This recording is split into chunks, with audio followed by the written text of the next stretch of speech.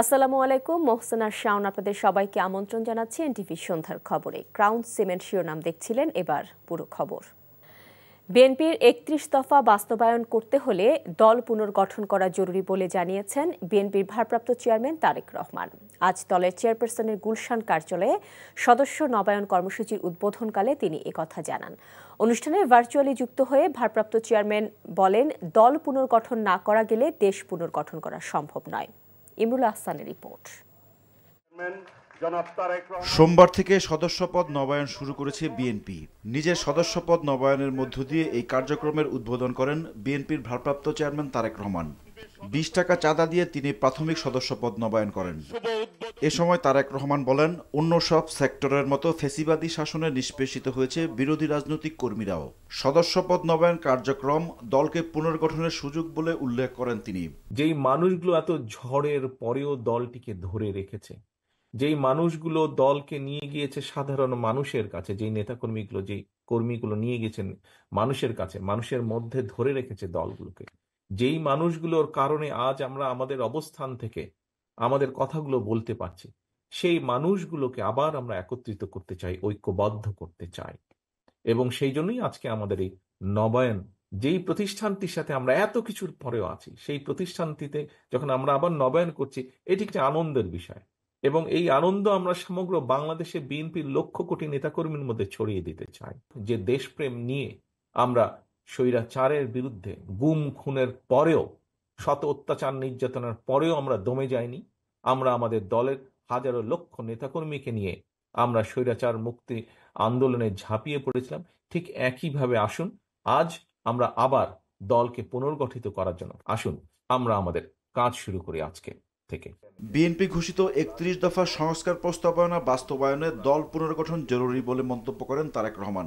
বলেন, যোগ্যদের দলের সাথে সম্পৃক্ত করতে হবে। আমরা ইনশাল্লাহ জনগণের সমর্থন আমরা পাব। জনগণের সমর্থন পাবার পরে আমাদের দেশকেও পুনর্গঠন করতে হবে। দলকে যদি আমরা সঠিকভাবে পুনর্গঠন করতে না পারি, আমরা দেশকে পুনর্গঠন করতে পারবো না। দেশকে পুনর্গঠন করার জন্য, রাষ্ট্রকে মেরামত করার জন্য আমরা কিন্তু ৩১ দফা দেশের সামনে, দেশের মানুষের সামনে উপস্থাপন করেছি। আমরা সেটিকে যদি বাস্তবায়ন করতে হয়, অবশ্যই আমাদের দলকে ঐক্যবদ্ধ, দলকে পুনর্গঠিত করতে হবে। যারা মেধাবী মানুষ, সেই মানুষগুলোকে আমাদের সামনে নিয়ে আসতে হবে। যারা পরিশ্রমী, যাদের মধ্যে সততা আদর্শ আছে, এরকম মানুষগুলোকে আমাদের আরো ঐক্যবদ্ধ করতে হবে, আরো তাদেরকে কাছে নিয়ে আসতে হবে, দলের কাছে নিয়ে আসতে হবে, দলের সাথে আরো সম্পৃক্ত করতে হবে। দলে অনুপ্রবেশ ঠেকাতে এবছর নতুন সদস্য যুক্ত করছে না বিএনপি। জিনিসটাকে এইভাবে। Imrul Ahsan, NTV news, Dhaka.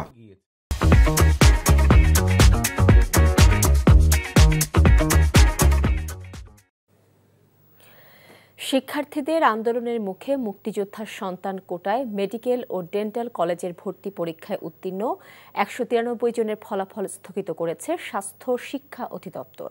শিক্ষার্থীদের সঙ্গে আলোচনার ভিত্তিতে বিজ্ঞপ্তিতে ফলাফল স্থগিতের কথা জানান অধিদপ্তর।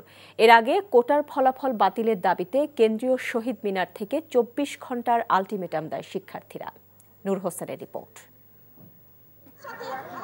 মুক্তিযোদ্ধা কোটায় মেডিকেল ও ডেন্টাল কলেজ ভর্তি পরীক্ষায় ১৯৩ শিক্ষার্থীর উত্তীর্ণ হওয়ার প্রতিবাদে কেন্দ্রীয় শহীদ মিনারে বিক্ষোভ সমাবেশ করে মেডিকেল ও ডেন্টাল কলেজের শিক্ষার্থীরা।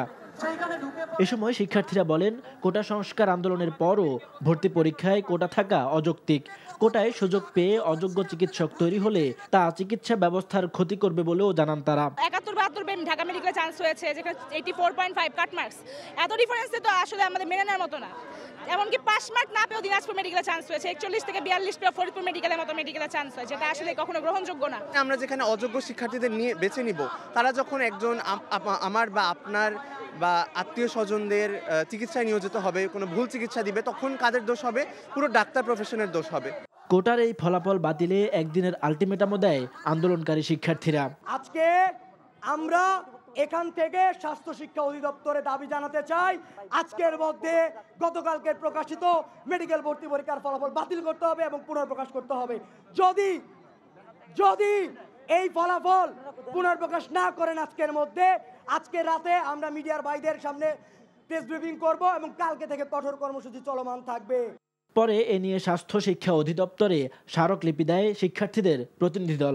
আলোচনা শেষে মুক্তিযোদ্ধা কোটায় উত্তীর্ণ শিক্ষার্থীদের ফলাফল স্থগিত করে বিজ্ঞপ্তি দেয় স্বাস্থ্য শিক্ষা অধিদপ্তর।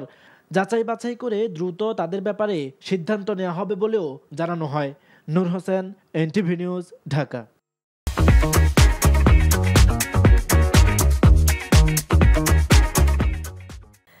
জুলাই ঘোষণাপত্রের বিষয়ে রাজনৈতিক দলগুলো ফেব্রুয়ারির শুরুর দিকে ঐক্যমতে পৌঁছবে বলে আশাবাদ ব্যক্ত করেছেন প্রধান উপদেষ্টা ডক্টর মোহাম্মদ ইউনূস। রাষ্ট্রীয় অতিথি ভবন যমুনায় বাংলাদেশে নিযুক্ত যুক্তরাষ্ট্রের নতুন charge d'affaires Tracey Ann জ্যাকবসনের সাথে সাক্ষাতে এসব কথা বলেন প্রধান উপদেষ্টা। সেই সাথে ডক্টর ইউনূস জানান, রাজনৈতিক দলগুলোর সংস্কার প্রস্তাবের বিষয়ে একমত হলে সরকার তাদের জুলাই সনদে স্বাক্ষরের জন্য অনুরোধ করবে। এ সময় উন্নয়ন ও সন্ত্রাসবাদ মোকাবেলা সহ বিভিন্ন বিষয়ে অন্তর্বর্তীকালীন সরকারকে সমর্থন প্রদানের অঙ্গীকার পুনর্ব্যক্ত করেন ট্রেসি অ্যান্ড জ্যাকবসন। সাংবাদিকদের আটক এবং ধর্মীয় সংখ্যালঘুদের ওপর সহিংসতার কিছু রিপোর্ট নিয়ে উদ্বেগ প্রকাশ করেন ট্রেসি। প্রধান উপদেষ্টা বলেন, তার সরকার সকল নাগরিকের ন্যায় বিচার নিশ্চিত করতে প্রতিশ্রুতিবদ্ধ।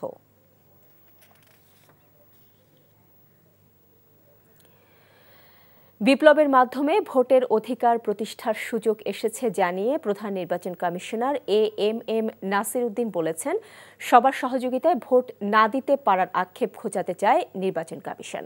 দেশজুড়ে ভোটার তালিকা হালনাগাদ কর্মসূচির উদ্বোধন করে একথা বলেন তিনি। সিএসি আরও বলেন, নির্বাচনের নামে আর প্রহসন নয়, 20 জানুয়ারি থেকে শুরু হয়ে 3রা ফেব্রুয়ারি পর্যন্ত বাড়ি বাড়ি গিয়ে তথ্য সংগ্রহের কাজ করবে নির্বাচন কমিশন। নাজিবুর রহমানের রিপোর্ট। ত্রয়োদশ জাতীয় সংসদ নির্বাচন আয়োজনের লক্ষ্যে ভোটার তালিকা হালনাগাদ কর্মসূচি হাতে নিয়েছে নির্বাচন কমিশন। 2008 সালের 1 জানুয়ারির আগে জন্ম নেয়া প্রত্যেক নাগরিকের তথ্য সংগ্রহ করছে নির্বাচন কমিশনের প্রায় 65,000 কর্মকর্তা কর্মচারী। সাভারে দেশব্যাপী এ আয়োজনের উদ্বোধন করেন প্রধান নির্বাচন কমিশনার এএমএম নাসির উদ্দিন।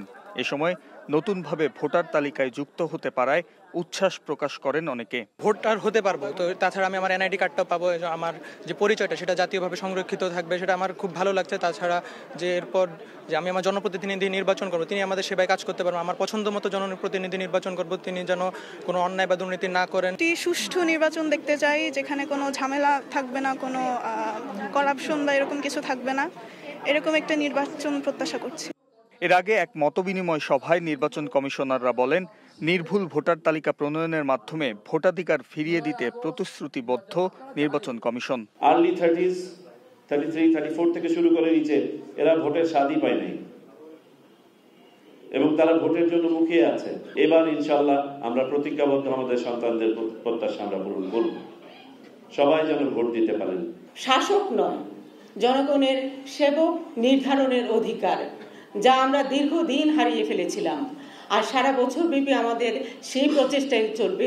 সেই হারানো অধিকার উদ্ধারের প্রচেষ্টায় আমরা রত থাকব। জুলাই বিপ্লবের মাধ্যমে ভোটের অধিকার প্রতিষ্ঠার সুযোগ এসেছে জানিয়ে প্রধান নির্বাচন কমিশনার বলেন, ভোট দিতে না পারার আক্ষেপ ঘুচাতে চায় ইসি। যেদিন মানুষ ভোট দিতে পারবে নির্বিঘ্নে, বিনা দ্বিধায়, freely, fairly, without any intimidation, ভয় ভীতিহীনভাবে নিজের পছন্দের প্রার্থীকে যেদিন ভোট দিতে পারবে, সেদিন আমরা মনে করি যে ভোটের অধিকার প্রতিষ্ঠা হলো।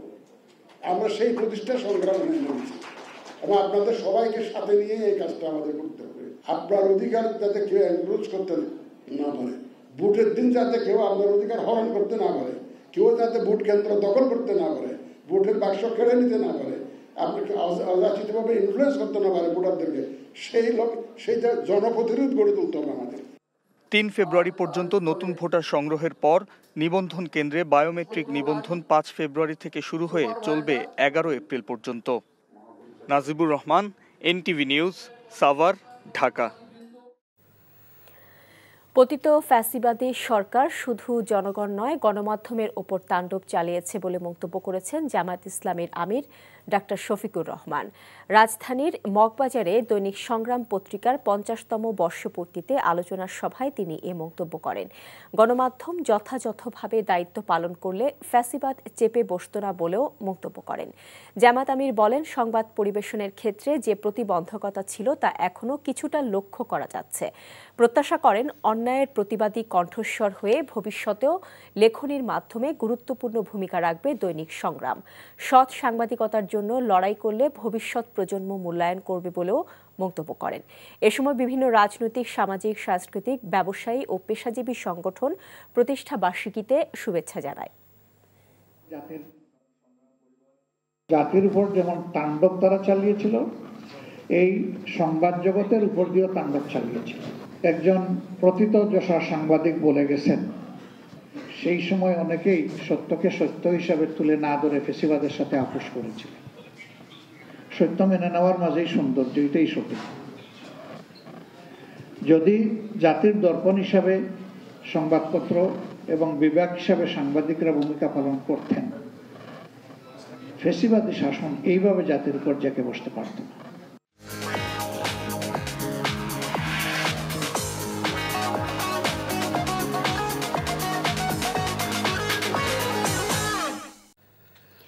নগদ নিবেদিত অর্থনীতির খবর।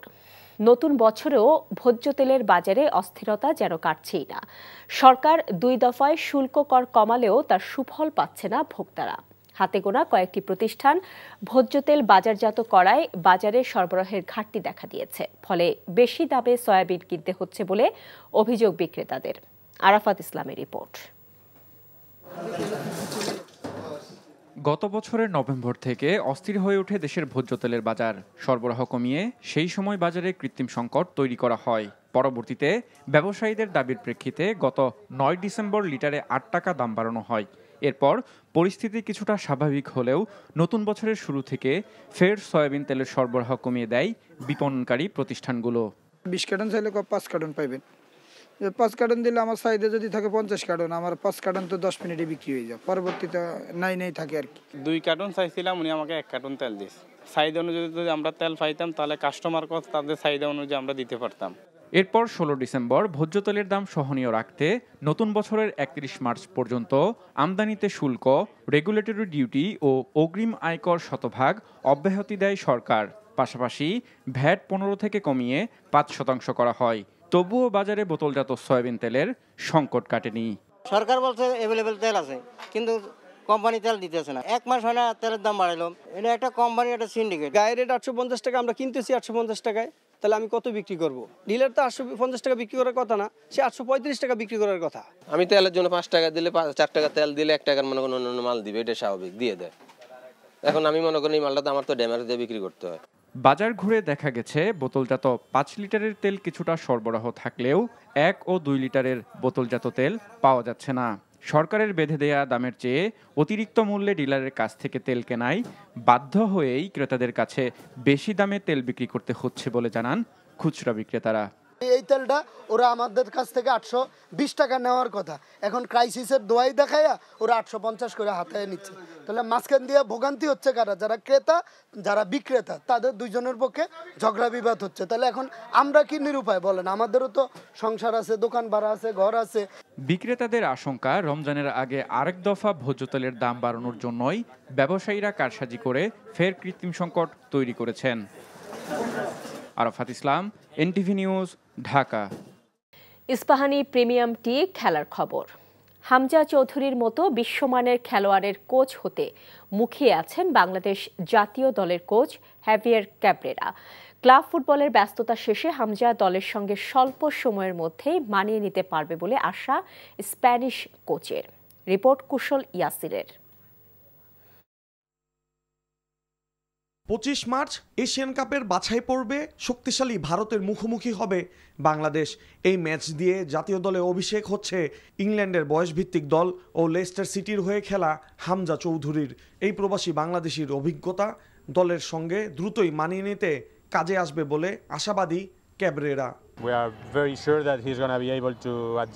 হামজার কোচ হতে অধীর আগ্রহে অপেক্ষা করছি। সে বিশ্বমানের খেলোয়াড়, যে কোনো পরিস্থিতিতে মানিয়ে নেওয়া তার জন্য সমস্যা হবে না বলে আমি বিশ্বাস করি।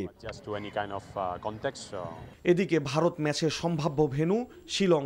সেখানের আবহাওয়া তুলনামূলক শীতল হলেও এই ম্যাচের জন্য ফেব্রুয়ারিতে সৌদি আরবে ক্যাম্প করবে বাংলাদেশ।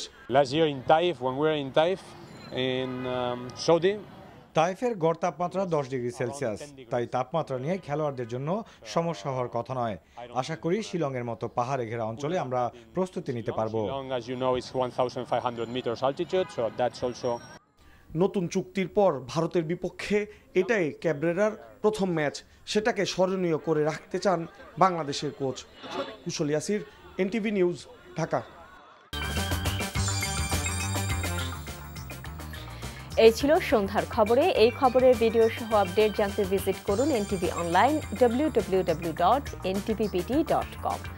এছাড়াও এনটিভি জনপ্রিয় সব অনুষ্ঠান ও খবরের আপডেট জানতে ভিজিট করুন আমাদের ইউটিউব ও ভেরিফাইড ফেসবুক পেজ। রাত 10:30টায় রাতের খবর দেখার আমন্ত্রণ রইল। এতক্ষণ সাথে থাকার জন্য সবাইকে ধন্যবাদ।